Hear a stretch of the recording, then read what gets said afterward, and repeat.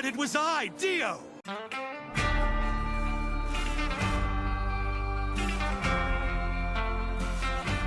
So I want to start by apologizing real quick. I meant to get this video out last week, but I ended up getting kind of sick and fell behind, but you know, it's fine. It's fine. We're back. Let's do this.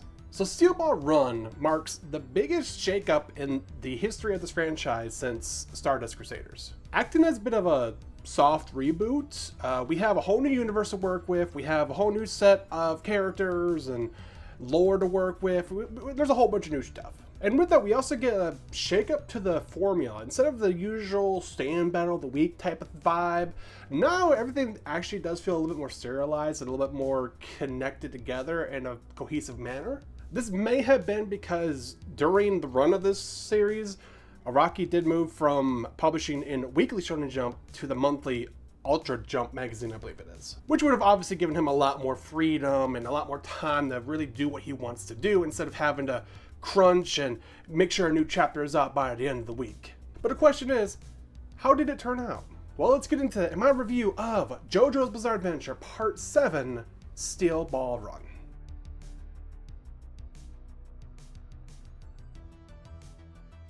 So I feel like describing what Steel Ball Run is all about somebody makes you sound completely insane. So we have a paraplegic horse rider and an Italian executioner with a fascination for balls competing in a race across America in the 1890s while also trying to find the scattered body parts of Jesus Christ and fend off attacks from the President of the United States. Like I said, utter insanity. For now though, I want to focus on the race itself. The titular Steel Ball Run is a race that has our characters go from the west coast of the United States over to the east coast of the United States. One big advantage of having your story set around a race is that the pacing is actually pretty fast at times. Like, I feel like no matter what happens, there's always at least a little bit of progress being made towards the end goal. It was very rare for things to ever really feel too stale because I feel like we hit a new major checkpoint like every 10 chapters or so. Although with that said, it was a tad slow at the start for my liking. It took about 30 chapters before I really got invested in what was going on. Part of that may have been due to the fact that I'm in the weird place when it comes to Western stories. Like, I usually love them, but I'm not always excited to jump into them, if that makes any sense.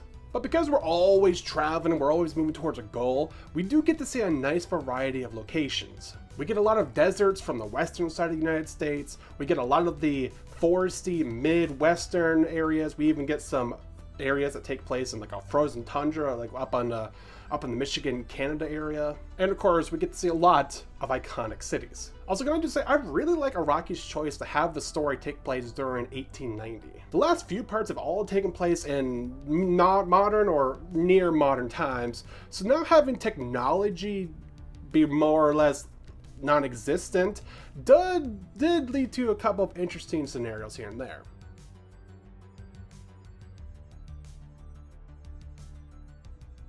As I usually do, let's talk a bit about our primary protagonist for Part 7. Our latest JoJo is Jonathan Joestar.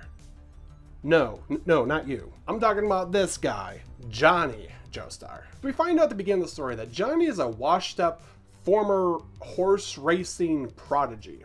After an incident that left him paralyzed, unable to walk or compete in horse races ever again, Johnny felt like there was a void in his life. He felt like there was really no purpose for him to keep moving on. But if you skip ahead a little bit, this is where Johnny meets the other protagonist, Gyro, and it's by this meeting he gets inspired to try his luck at a race one more time. Gyro believes that there is something he can learn from Gyro's huge amounts of charisma and this special spinning technique that he utilizes with his steel balls. So it's in this effort to want to learn more about Gyro, that's what spurs Johnny to get back in the saddle to give it another go. Now what's interesting is that Johnny doesn't have a stand right off the bat. He does eventually get one through circumstances, but it's very interesting to see that he really is just at like the lowest point of his life at the very beginning of the story. With that said though, the stand that he does develop is very interesting. So his stand is named Tusk, and what it allows him to do is it allows him to take his fingernails and spin them around and then shoot them out like bullets. As the story progresses, eventually these get a little bit more intricate, and he gets a couple of additional abilities like the ability to create like little miniature black holes and the ability to like suck himself into these black holes to move around like he's teleporting almost. Okay, but I've already mentioned the name of our other protagonist, so let's get into Gyro. Gyro has a very charismatic personality. He's roguish. He's got a heart of gold and no stand. Well, at least in a traditional sense. It was actually very refreshing that we have a JoJo protagonist that doesn't utilize a stand, but is still able to hold his own despite some of the incredible threats that he goes up against throughout the story. And that's because Gyro has this technique utilizing spin and the golden rotation, which allows this power system, this hold on the story that stands have always had, to loosen a little bit. Now we got a lot more of an interesting dynamic where they're not the end-all be-all when it comes to being a threat in this universe. But getting back to the relationship between Gyro and Johnny, I really liked their dynamic. I really liked how they played off of each other, and the fact that in many ways they're completely opposites of each other, but that's what makes them so great together. Each other really covers the weaknesses that the other one has and really strengthens the parts that other people are really good at. So them working together really is like the dream duo.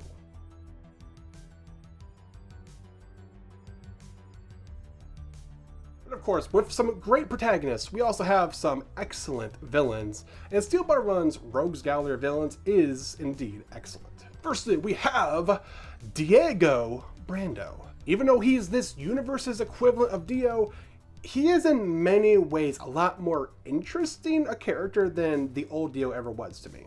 So of course, Diego grew up in poverty. He had a very rough upbringing. He lived in a family of a single parent, and he was always having to fight just to get by one more day. But of course, this is what really develops his personality. He always feels like the world is against him.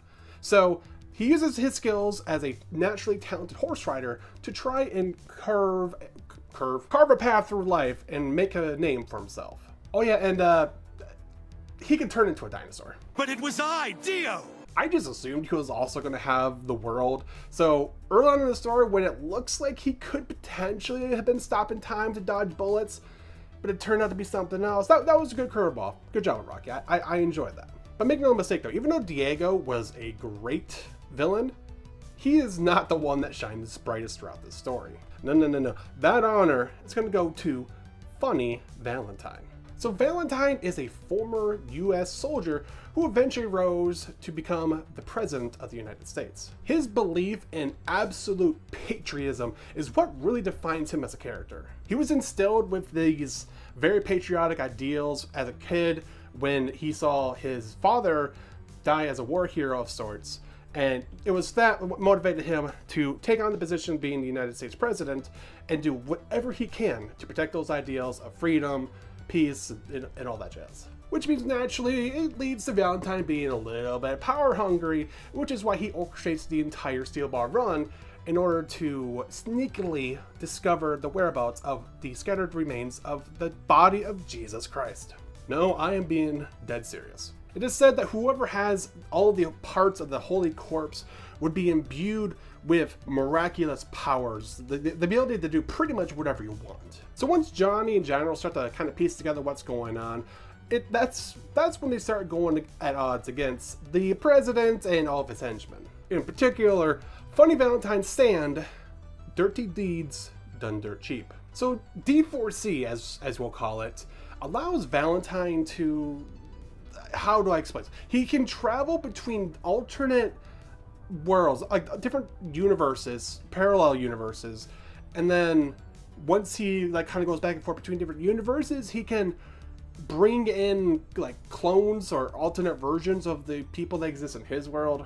I'll be honest, it was a very confusing stand to really get the grasp on. I think I got there eventually, but essentially what Valentine can do is go throughout the different universes, and if he's ever in a position where he's injured or he's on the verge of death, he can literally just swap places with himself. He can swap himself out for another version of himself. You know, the new Valentine will just kind of come in. He'll already know what's going on. He'll be back at full health, essentially that means Valentine is immortal. Like I said, a hell of a confusing stand, but it was very interesting. I was on board throughout the entire second half of the story, being like, this guy's got a cool ability, and he's not manipulating time. Well, That's a messy business. But you know what? It was the most unique of the final villain stands that we've gotten in the series so far, and I really appreciate shaking it up a bit.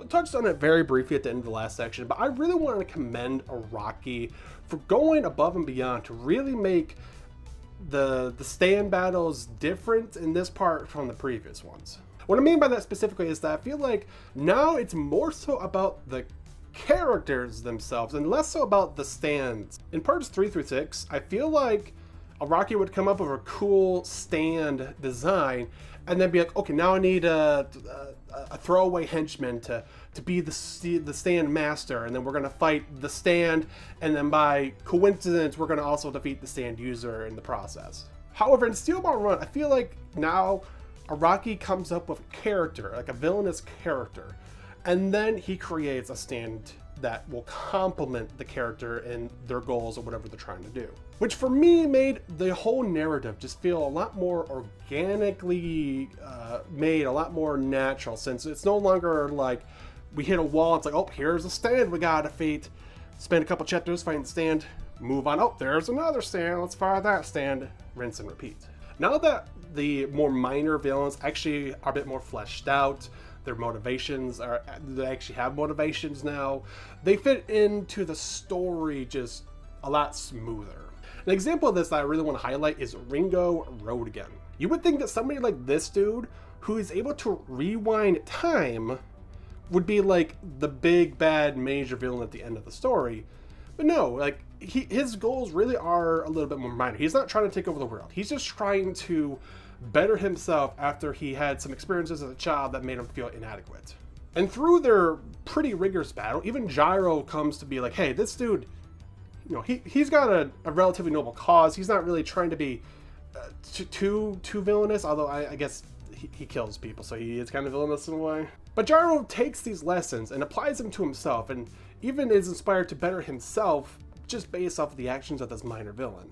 Also, I want to give another big shout out to Valentine's henchman Blackmore. God, this dude is just so cool in literally every aspect. His design, his personality, his stand, which allows him to control the rainfall.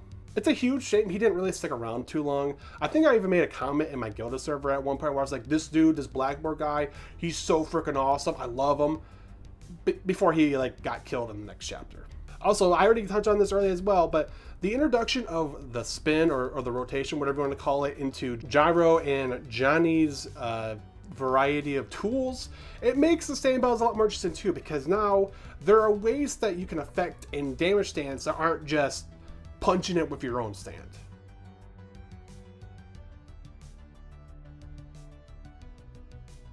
I do have a thing I want to rant on. So we have the character of Lucy Steele, and don't get me wrong, I love her. I think she's well designed. I think she's got a great personality. I loved her roles throughout the story. Whenever we got a chapter that was focused more on Lucy, I was actually like really into it. The problem I have though is, oh god, Araki, why did you make this girl 14 years old? I'm Chris Hansen with Dateline NBC. Want to tell me why you're here to see a 14-year-old girl? Now I know what some people are going to say. Hey, you know, it's a thing that happens in our parts of the world. Who are you, the judge? I'm just speaking of my own personal experience, okay? Her being so young doesn't really affect the story or the narrative or her character or the way people treat her at all. Her backstory is that she is like saved from becoming a servant of the mafia and fake married to another dude to kind of protect her, which is cool and all. But I feel like if, let's say she's 18 years old, I don't think any of that would change. I think she would still be in a position where maybe she could get married off to the mafia. She'd still need to be arranged a fake marriage to kind of keep her safe from the mafia, if you know what I mean. And the reason why this bothers me is because throughout Steel Ball Run, she is constantly dressed in revealing clothing. People are always making remarks about how young and beautiful she looks. And there are scenes where either she or someone else is trying to engage in a sexual act with her. I mean, like take the scene where Valentine actually tries to force himself on her. I think The purpose of that was to make Valentine look like more of a scumbag. You know, he's already the main villain, but we need to make him look like an even bigger scumbag. If she was 18 years old and he was trying to force himself on her, that'd still be messed up. He'd still be trying to do some horrible things to a person. We don't need to make her 14 years old to make that even worse than it already is. Like, it really felt like to me that making her so young was just done for the shock value of it. Like, it didn't really actually add any substance to the story. It felt completely unnecessary.